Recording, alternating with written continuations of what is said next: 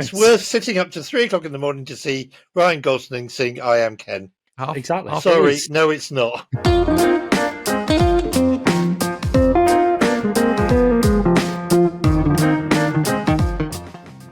Okay, hello everybody. It is the 96th Academy Awards on Sunday, and in this special edition of Flickering Dreams, we are going to be pitching our hat into the ring in terms of what we think as a collective group are going to pick up the awards at the Oscars. So what I'm going to do is I'm going to share my screen here, and we will talk through the different Oscar categories, and then you will see what our votes are for them. Just thinking, you don't have to have a beard on Flickering Dreams, but it does help. Okay, so the Oscar predictions, as in true kind of style of having the slightly minor awards at the beginning and saving the big ones till the end. That's what we're going to do in this session. So we're going to start by talking about the best live action short. We'll be very quick on this one because I actually haven't seen any of these yet. I hope to see them before Sunday. But at the moment, I've not seen any of these live action shorts. Actually, spending the time to try and track down the short films and watching them is a really useful and valuable thing to do, because some of these are little gems. I remember from last Oscar season, watching all of the short films before the event, and some of them were really, really, really good. The kind of juggernaut in here is The Wonderful Story of Henry Sugar, which is the Wes Anderson film, which is a very Wes Anderson-y film. I'm a man who can see without using his eyes. He saw it, I cried.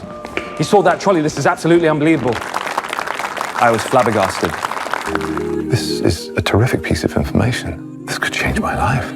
That's the only one that I've actually watched. I didn't actually finish watching it. I've watched about half of that.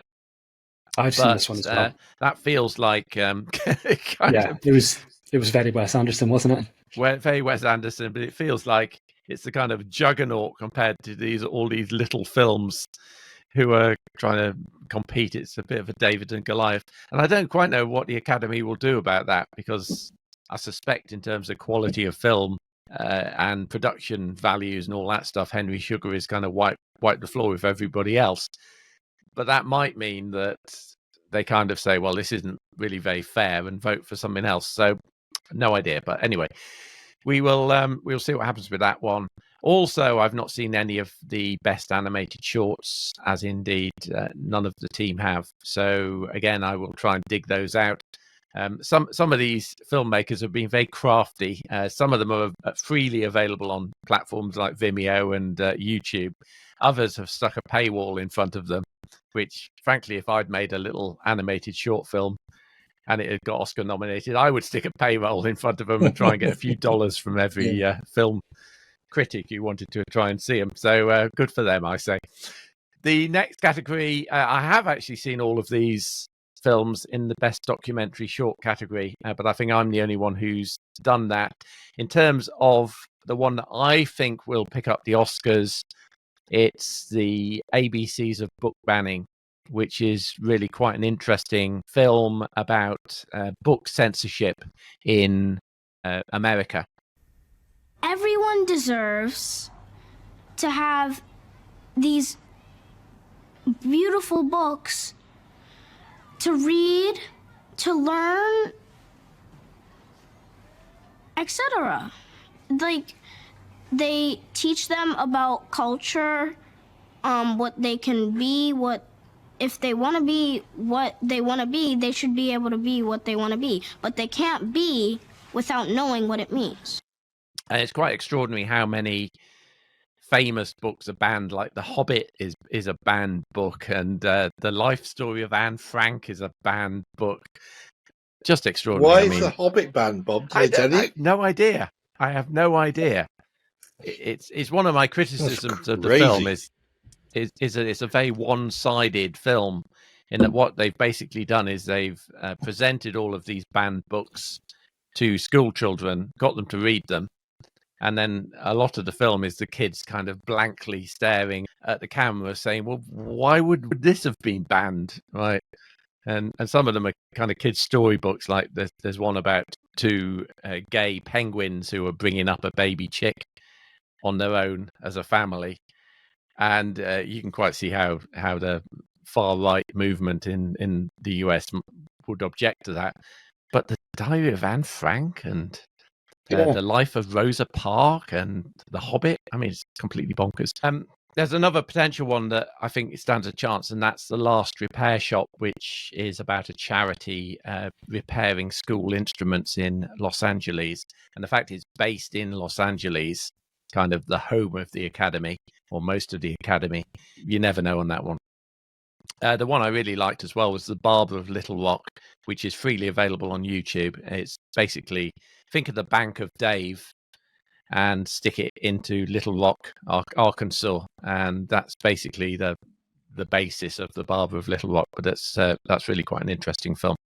A quick Google search reveals that The Hobbit was banned because of witchcraft and satanic themes.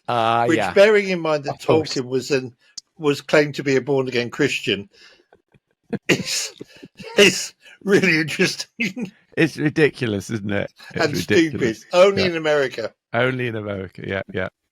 But all 5 of those documentaries, you can see why they were nominated, because they are good watches, and you can find all of them. You can find 2 of them on YouTube, 2 of them on Disney Plus, and one of them, the top one, on Paramount Plus. But they really are worth kind of 20 minutes to half an hour of your time to watch them.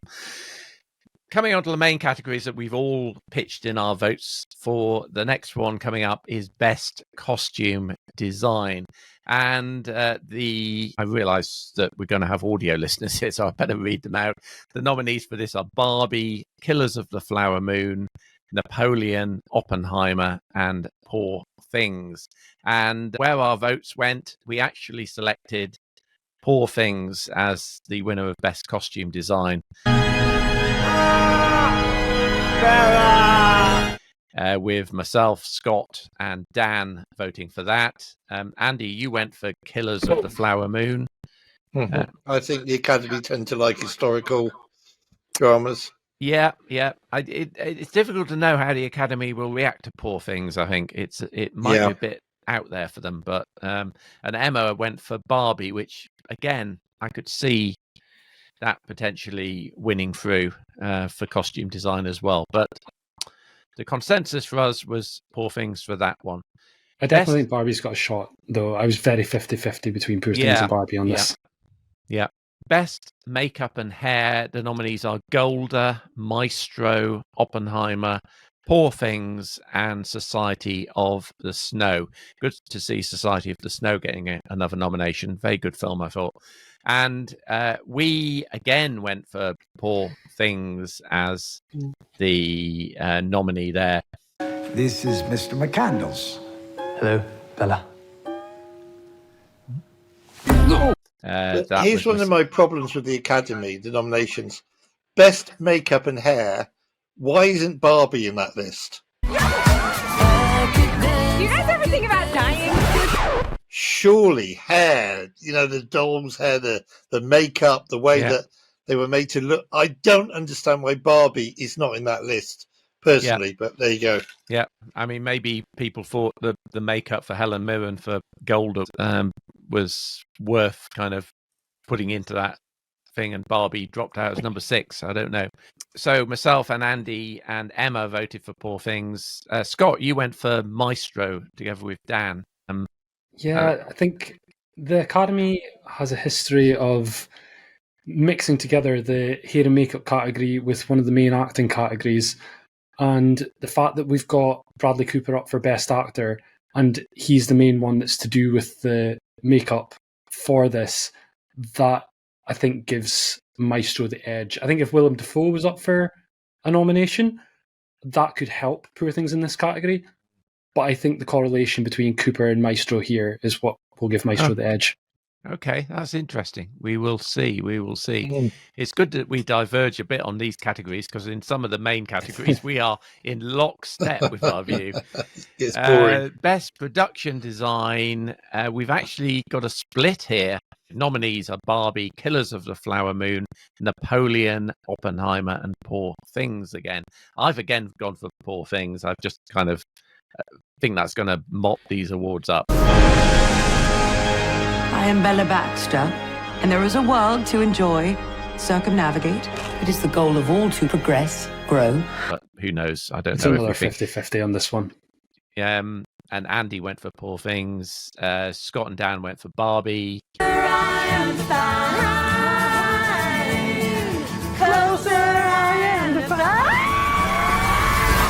Again, excellent production design. I just think some of the detail in Poor Things, as well as things like the kind of the mechanical pretend horse-drawn steam engine thing, and there are lots of fantastical things in Poor Things that, from a production design viewpoint, I thought were great.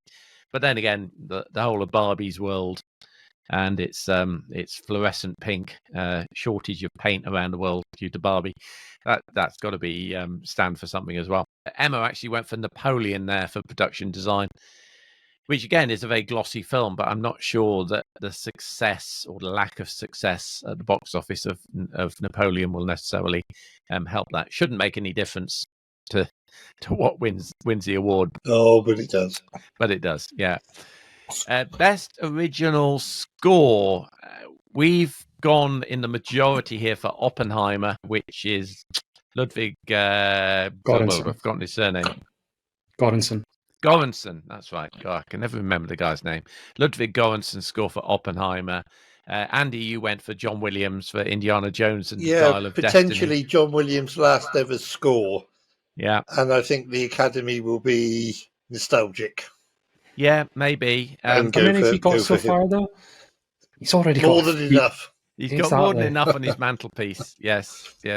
The other one there that I and ahed about was Killers of the Flower Moon, because it was Robbie Robertson's last film before he died. So again, there might be a bit of a sway towards that. But I think the Oppenheimer soundtrack kind of stands out for me. Yeah, Poor Things is in there as well as a real wild card for Jerskin Fendrix.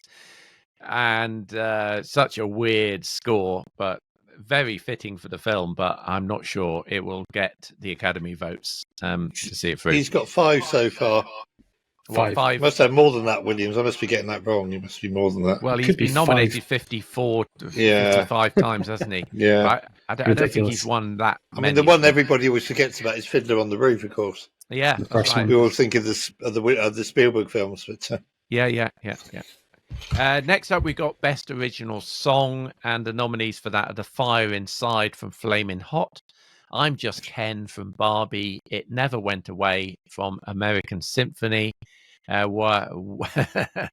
Was Hazy from Killers of the Flower Moon, and What Was I Made For from Barbie. And the majority there have gone for What Was I Made For, the Billie Eilish song from Barbie, which of course won the BAFTA. Also got the for Best Song at the Grammys. Yeah. To me, I think that's probably nailed on. But that was myself, Scott, and Andy that went for that. Emma and Dan went for I'm Just Ken, which I have to say, out of that list, is the one that I'm most looking forward to seeing performed on Sunday night. I hope I'm wrong. I really want Ken to win.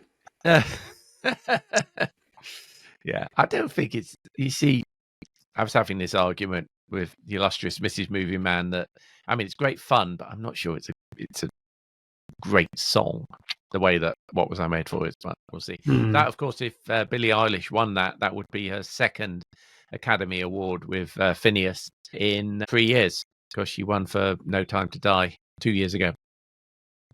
Best documentary feature. I have to hang my head in shame on this one, because I'm afraid I have not seen a single film in this list. And given that they're all feature films, I'm probably not going to get to see many of them before Sunday. So I've basically voted here for 20 Days in Mariupol, which seems to have the buzz about it. And I think it won the BAFTA as well, didn't it, Scott? Yeah, it did. So, but we've all voted for that. Russians have entered the city. Andy, you voted for Bobby Wine, the people's president. Basically, because it's the only one I've seen. Oh, right. Yeah. But I really enjoyed it. I saw it at a press screening. I'm surprised it hasn't got more traction than it. I don't think it's come out here yet. It's on Disney Plus. It's on Disney Plus. Oh, I didn't realize. I mean, I think it's a really insightful, helpful documentary into the central character, and really well done. Okay. Right, so we'll see on that one. We're a bit in the dark on that category, I think. Best sound. This is quite an interesting one.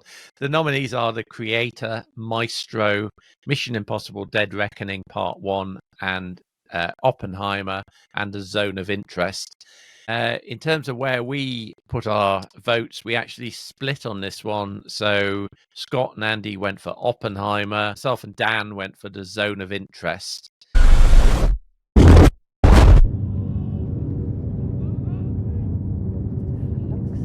I can see either of those really winning through there. I think The Zone of Interest is so based around the sound design. Well, I hope Zone of Interest wins, but I've just got a feeling Oppenheimer might. But I would like to see Zone of Interest win it. My fear with Zone of Interest is that, again, and I'm sorry to have to say, but I don't think enough members of the Academy will have seen it. And I think they'll all have seen Oppenheimer, and Oppenheimer will just get on a roll. Yeah, we'll see. I mean, the one that really struck me, and I actually noted down in my review at the time, was The Creator, which is what Emma has gone for. The sound design of that film, I think, is superb. That's my should win, actually, in terms of my will win and should win. Best film editing, the nominees are Anatomy of a Fall, The Holdovers, Killers of the Flower Moon, Oppenheimer, and Poor Things. And this is our first full court press that we have all voted for Oppenheimer to pick up the Oscar for Best Film Editing. This is a national emergency. Detonator charged. So that almost guarantees that we're going to be completely wrong on that category. I'd be happy to be wrong on this one. Anatomy of a Fall should be winning this. Yes, I'd like to see the Holdovers get it, but yeah. Best visual effects, and look at that on the list. Godzilla -1 gets an Academy Award nomination, which I gave a big cheer for that when the nominations came up. I have to say, the nominees are The Creator, Godzilla -1, Guardians of the Galaxy Volume 3, Mission Impossible: Dead Reckoning Part 1, and Napoleon. And in terms of who we put our votes against, the majority here went for The Creator.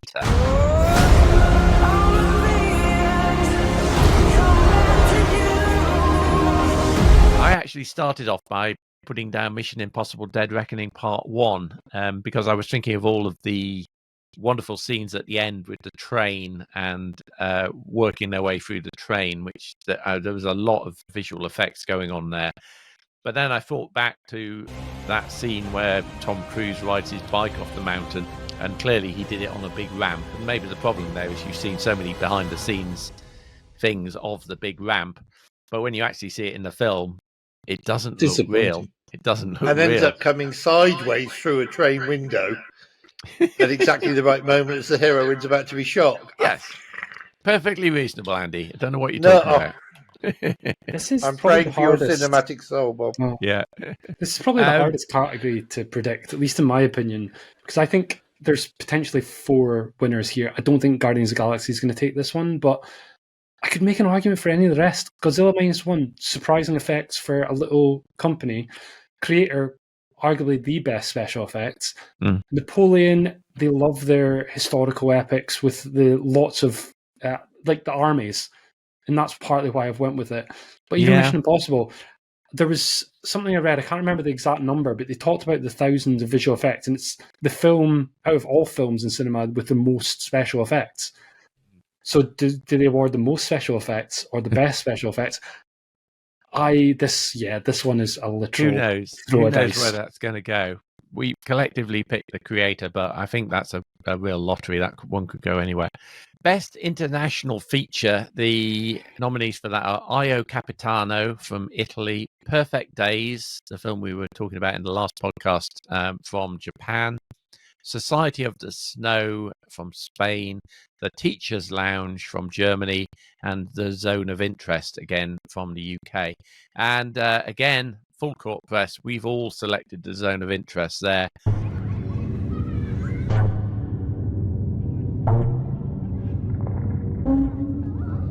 It's also nominated in the best film list. It's not going to win that, I'm pretty sure. So I think by default, it will pick up the best international feature film. I don't know about you guys, but I'm very short on seeing these. I've not seen Io Capitano, Perfect Days, or The Teacher's Lounge. No, I haven't. I've only seen Society of the Snow and Zone of Interest. Yeah. I feel generally quite short on seeing the Oscar films this year. I think I managed to get to see just about every film last year, but I've got a few categories like this one that I'm quite short on this year. Best animated feature, we have nominees of The Boy and the Heron, Elemental, Nimona, Robot Dreams, and Spider-Man Across the Spider-Verse. We've been pretty unanimous on this, in that 4 of us have gone for The Boy and the Heron. So, you made it. Mother! Have a seat. Andy, you were the outlier there, going for Spider-Man Across the Spider-Verse, which was my should win, to be honest. But I have never seen a comic book brought to life in such vivid detail or so well. Yeah, it was like watching an animated comic book, and I just thought it was superb. Yep. So but I think The Boy and the Heron was such a big success, particularly in the US. I think it's likely to pick it up, but for me, I would give it to Spider-Man. I'm going to go with what Andy said earlier about John Williams, and that this is Miyazaki's return, and it's probably his final film. Yeah. And he hasn't. I think you got a point, Scott. Just the whole of this season as well, I've been predicting Spider-Man, and Boy and the Heron's just the one that's got the momentum. It's been the one that's picking up the most things most recently. Yep. I agree. Best adapted screenplay. So we're starting to get to the heavy hitting categories here. The nominees here are American Fiction, Barbie, Oppenheimer, Poor Things, and The Zone of Interest. And we've actually split the vote again here between American Fiction, which I've gone for and Scott's gone for, The Zone of Interest, which Andy's gone for and Emma's gone for, and Dan went for Oppenheimer in the middle. Zone of Interest, best adapted screenplay. Yeah, it's based on Martin, what's his name's book, isn't it? Martin Amis's book. Amis's book. So, but I thought it was a fairly loose adaptation of that book. But I might be wrong. So.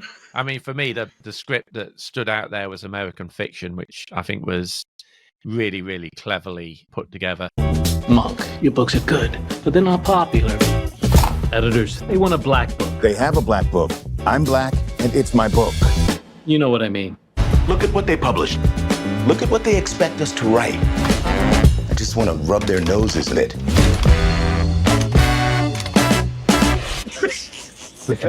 So many great lines in it, particularly having gone to watch it a second time.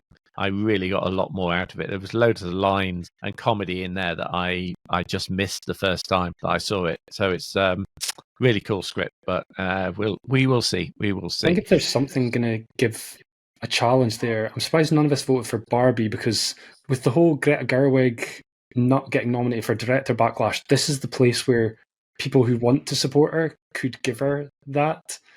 And you just wonder if Barbie's a bit too commercial for the Academy's liking.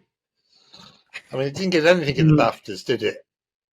Not a thing. I could see Barbie just picking up the single Oscar for the best song, to be honest. Yeah. I just think it's... Yeah. I might be wrong. I mean, yeah. It's quite interesting as we move into these other categories that we've all been very, very consistent and assumed that the Oscars are actually sewn on to certain films for the biggest awards. So if there are going to be some surprises, there's going to be some big surprises, I think. Best Original Screenplay, the nominees are Anatomy of a Fall, The Holdovers, Maestro, May December, and Past Lives. And this one's interesting because I ummed and ahed here about Anatomy of a Fall and The Holdovers. Actually, 4 of us have gone for The Holdovers. Sir, I don't understand. That's glaringly apparent. I can't fail this class. Oh, don't sell yourself short, Mr. Coates. I truly believe that you can. And Scott, you went for Anatomy of a Fall. I've got a horrible feeling you might be right about this one, Scott. I'm wondering Past Lives might be the outsider here, actually. Oh, do you think? Really? Yeah. Yeah, but Past Lives seems to have been generally overlooked in the awards. Yeah. So I'm not sure it's going to make a big comeback at the Oscars. But Anatomy of a Fall is such a clever, multi-layered script again. So I don't know. I'm in two minds. I think if the Oscars were held in Europe, then Anatomy of a Fall would take it. But I don't know The Holdovers is going to get much. In recent years, though, some of these European movies have done really well. Yeah. And Korean movies have done well as well. Yeah. You think of Parasite. Yeah. Yeah. But there's a lot of love for The Holdovers, I think. Yeah. And it's not going to walk away with that much. So we'll see. This is a category that I'm really undecided about more than any of these other big awards.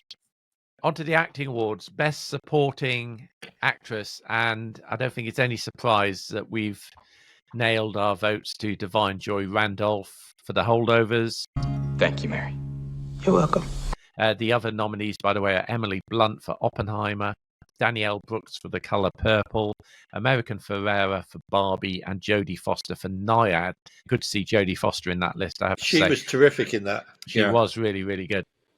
I mean, it's difficult to see it going anywhere other than Divine Joy Randolph, isn't it? I think. I don't think anybody else in that list is going to touch her. So I think we'll happily put our bet onto that one and get very, very little back in terms of wins.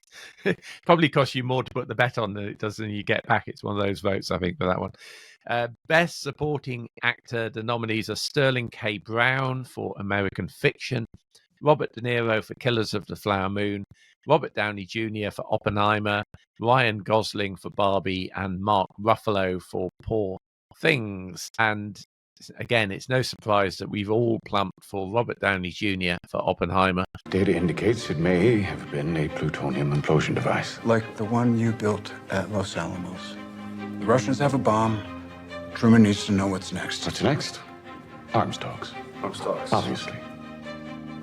I think it was a standout performance from Downey Jr.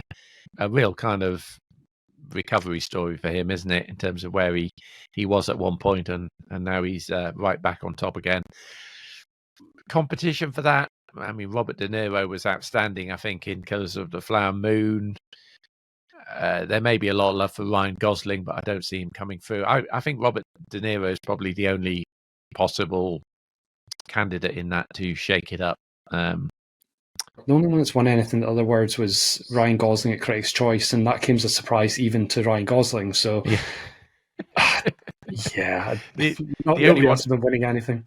Yeah, the only one I disagreed with in that one is Mark Ruffalo for Poor Things. And the general whinge I have about this is the lack of any awards for All of Us Strangers in here, for supporting actor for Paul Mescal, supporting actress. I mean, you could argue that the young lad in The Holdovers, and I forget his name, Dominic Sessa, could have got a nomination, to be honest. I'm sure he's just off the bottom of this list as well. Yeah. Best Director, the nominees are Justin Triet for Anatomy of a Fall, Martin Scorsese for Killers of the Flower Moon. I think I'm right in saying that Scorsese is the oldest director ever to be nominated for that award. I might think be wrong I did about hear that. Christopher Nolan for Oppenheimer, Yorgos Lanthimos for Poor Things, and Jonathan Glazer for The Zone of Interest. And again, no surprise here that we've all plumped for Christopher Nolan for Oppenheimer. Again, I think that's probably sewn on for Best Director. Would you agree, guys? Yeah. Yeah. Yeah. No competition. I don't think any of us are excited about that win, but yeah. Fine. Hopefully he'll be slightly happier than when he won the BAFTA, because he looked very grumpy. Now the top acting awards: Best Actor, Bradley Cooper for Maestro, Coleman Domingo for Rustin, Paul Giamatti for The Holdovers, Cillian Murphy for Oppenheimer, and Jeffrey Wright for American Fiction. And again, no surprise here, just amazing how consistent we've been, and potentially how boring the final stages of the Oscars are going to be. The Oscars boring? How dare you? Cillian Murphy, I think, he's just got that one hammered on. What did Fermi mean by atmospheric ignition? Well, we had a moment where it looked like the chain reaction from an atomic device might never stop, setting fire to the atmosphere. And what was Fermi still taking side bets on it? Call it gallows humor. I mean, competition there. Paul Giamatti, I think, is the one to watch out for The Holdovers. Dark horse would be Jeffrey Wright for American Fiction, because I think a lot of people, me included, love that performance from him. But it's got to be Cillian Murphy, I think, for that. Now, Best Actress. The nominees here are Annette Bening for Naiad. She was good. Lily Gladstone for Killers of the Flower Moon. Sandra Hüller for Anatomy of a Fall. Carey Mulligan, the wonderful Carey Mulligan, for Maestro. And Emma Stone for Poor Things. And much to my surprise on this, we collectively went for Emma Stone for Poor Things. Understand, me never lived outside God's house. What? So Bella's so much to discover. And your sad face makes me discover angry feelings for you. So Andy, Emma, and Dan went for Emma Stone. Scott and myself went for Lily Gladstone. Storm, it's well, it's powerful. So we need to be quiet for a while.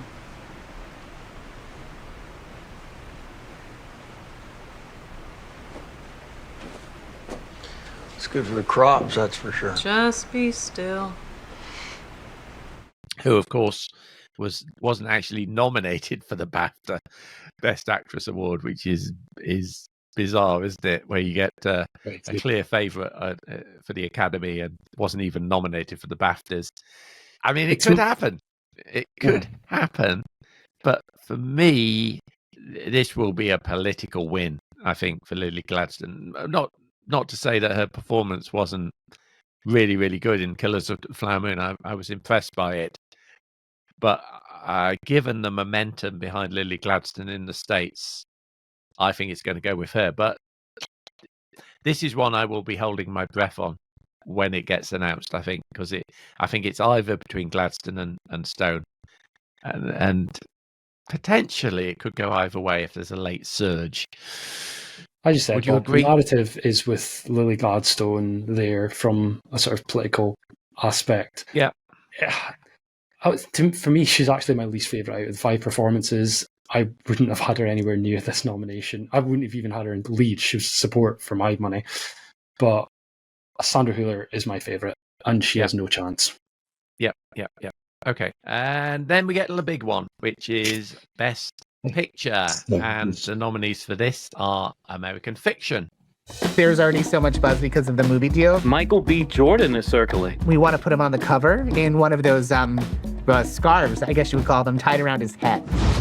A do-rag? Do-rag, that's it. Do-rag and a tank top with the muscles showing. Somebody call the fire department. Anatomy of a Fall. So, as you know, the autopsy report is inconclusive about the cause of death. Stop. I did not kill him. That's not the point. Barbie. No, I won't let you do just one appendectomy. But I'm a man. But not a doctor. Can I talk to a doctor? You are talking to a doctor. I need a clicky pen? No. A sharp thing? No. There he is. Doctor! Somebody get security. The Holdovers. I'd like to propose a toast to my 2 unlikely companions. Are you trying to look down my shirt? No. Yes. Killers of the Flower Moon. The Osage took their name from Missouri and Osage rivers. Mea Culpa. Children of the Middle Waters. Maestro. Oh, she's so beautiful. Tell me about her. Oh, she's wonderful. She's a lovely girl. What age are we living in? One can be as free as one likes without guilt or confession. Please, I know exactly who you are. Oppenheimer. Our work here will ensure a peace mankind has never seen.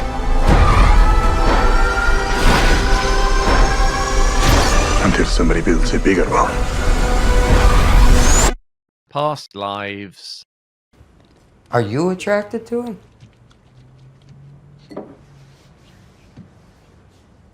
I don't think so. I don't know. I mean, I don't think so. Poor Things. A woman plotting her course to freedom. Oh. And The Zone of Interest. Das hier ist die Mauer vom Lager. Ja, das ist die Lagermauer. Also da haben wir auch noch Wein gepflanzt, damit das zuwächst, damit man das nicht mehr so sieht. And surprise, surprise, we all went for Oppenheimer. Do you think, guys, there's a chance of a issue here? Never in a month of Sundays. I'm trying to tell myself that there could be a backlash in a sort of like Coda sort of way, where there's a late surge for something that. So the thing about Best Picture at the Oscars is the way the voting system goes, you've got that sort of preferential voting. So it might be that lots of people love Oppenheimer, but if a lot of people have it ranked lower in their 10, maybe there's a film that's everyone's number 2 or number 3. Yeah. And that could help it.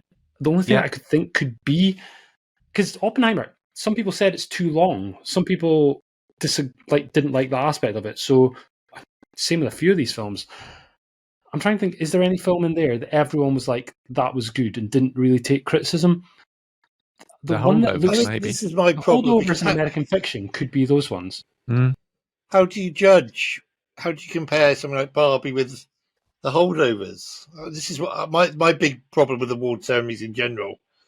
They're all winners as far as I'm concerned. And it boils down to a case very often, I think for a lot of people, what's your favourite rather than what's actually the best film? And then how do you define... Because Holdovers is made in a totally different way to Oppenheimer, which is made in a totally different way to Barbie. My favourite of that lot is the Holdover. Yeah. I mean, I selected Oppenheimer as my film of the year last year, so I guess I have to stick with that. I mean, American Fiction, I have to say, is high on my list as well as something I'd vote for. It's quite interesting. Maybe what we should have done for these films is use the Academy approach and each given them points and see which one rose to the top on that basis. Really difficult. That would have been interesting, actually. I would have found that impossible. Maestro would be my least favourite of that lot. No, I would have knocked Maestro off the list and put All of Us Strangers in there. I would have knocked probably Zone of Interest out as well and put something else in place of that. Yep, that's where we have... Typist artist Pirate King, obviously. Well, Chevalier, The Marvels. I just knew we were not going to be able to get through this Oscar special before. We're so close. Pirate artist Typist King being mentioned, and Listen, there we are. Carol's put an autograph poster in the post to me. Can't wait to get it up on the wall, genuinely. Yeah. Maybe Carol's next film will get. I hope so. She's so deserved. Poster. You should be getting a percentage of the profits. It's criminal that an old British film with a great British cast was overlooked at the Oscars and the BAFTAs. That's all I'm saying. Yeah, I really think it was criminal. And you guys will say the same when you've seen it. I guarantee it. I'm sure I will. And I think the problem is just not enough eyes, Andy, and that's just me saying the truth. I don't think enough people have seen it. Exactly, Scott. That is the problem. It's the distribution. Yeah. So again, I know. I'm being a little bit, but yeah, I'm stirring it a little bit. Okay, so that's our view as to what's going to pick up the awards on Sunday. Will we get it right? Well, we've kind of documented them and they're in stone. I know Scott releases his final list of predictions on Facebook. I'm going to post my final predictions, try and see some of these short films and possibly some of the other features I've missed before the Oscars. So I may post on Sunday, and that will be the definitive. But I think all of those main categories are probably cemented in there. We'll see if there are any big surprises on Monday morning when we all wake up, or some of us will be watching it through the night and wake up very late on Monday morning. Wake me up when it's over. I took the day off work for this one. Yeah. You guys are crazy. I have get to the results in the morning. Have a good night's sleep. It's not just with it. At least with this one, you've got the entertainment side of it as well. So, it's always good. It's worth sitting up to 3:00 in the morning to see Ryan Gosling sing "I Am Ken." Exactly. Sorry, no, it's not. 4:30 in the morning, Andy. I think. Whatever. No, it's not. So, yeah. Well, anyway, I'd rather have a good night's sleep, get the results, and that's then our little peccadillos that Scott and I enjoy, and we will be texting. If you enjoy it, guys, each other. I do pray for you, of course, but I'm sure. Good. Okay. My thanks to Andy from Sorted Magazine and Konnect Radio, and Scott from the Forbes Film and TV Review on Facebook. And I've been Bob Mann from One Man's Movies, and let's see what the Oscars have to deliver to us on Sunday. Okay. Thanks very much for watching or listening. See you guys. Thank you so much for listening or watching Flickering Dreams. You can find the video version on YouTube and the audio version on all major podcast platforms. And don't forget to subscribe so you can get each of the weekly episodes as they are released. We'll see you at the movies.